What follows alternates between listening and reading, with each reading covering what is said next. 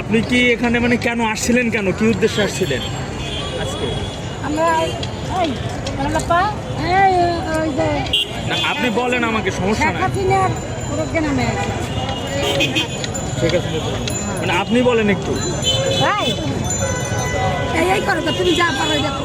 বলেন সমস্যা নেই, কেন আসছিলেন কেন? হ্যাঁ, আজকে আসছি আমরা প্রধানমন্ত্রী শেখ হাসিনার প্রোগ্রামে আসছি। আমাদের প্রধানমন্ত্রী আছে, ওনার সাথে দেখা সাক্ষাৎ করছি, ওনার স্লোগান দিচ্ছি, ওনার মিটিং করছি। আমরা দলে বাইরের সাথে আসছি।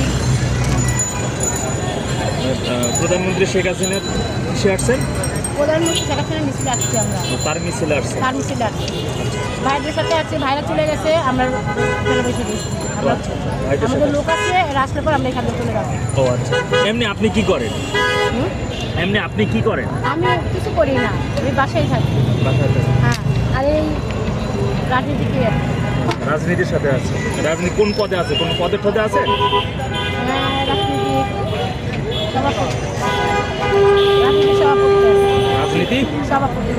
সভাপতি পদে আছে। কোথায়, কোন জায়গার সভাপতি? এটা কামরাঙ্গীরচর। কামরাঙ্গীরচর? হ্যাঁ। কামরাঙ্গীরচর সভাপতি? হ্যাঁ। কামরাঙ্গীরচর কি কোনো ইউনিট না ওয়ার্ড নাকি থানা? না, ওয়ার্ডের।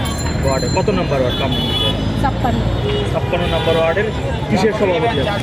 এটা আমি সভাপতি আর কি।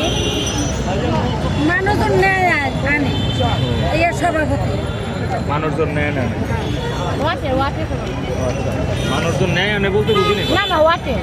ও আচ্ছা আচ্ছা, ওয়ার্ডের 56 নম্বর ওয়াটে।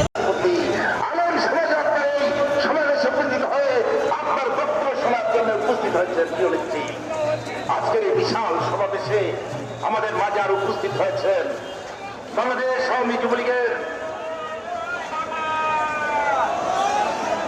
সাবেক ভারপ্রাপ্ত চেয়ারম্যান, বাংলাদেশ দুঃসময় যিনি হাল ধরেছিলেন,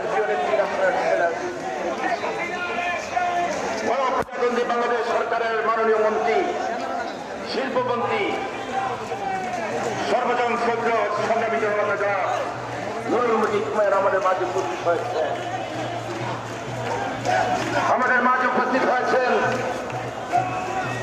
শহীদ শেখ মুজিবুর রহমানের আরেক সুযোগ্য সন্তান, যিনি বাবাকে হারিয়ে, মাকে হারিয়ে 15 আগস্ট নাই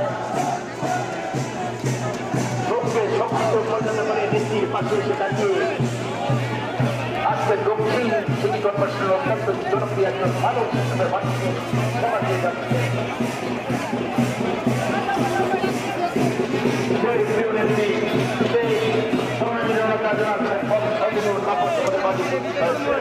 আমাদের মাঝে উপস্থিত হয়েছেন বাংলাদেশ আওয়ামী লীগের সাবেক সাধারণ সম্পাদক সংগ্রামী জনতা জনাব মির্জা আজম আমাদের মাঝে।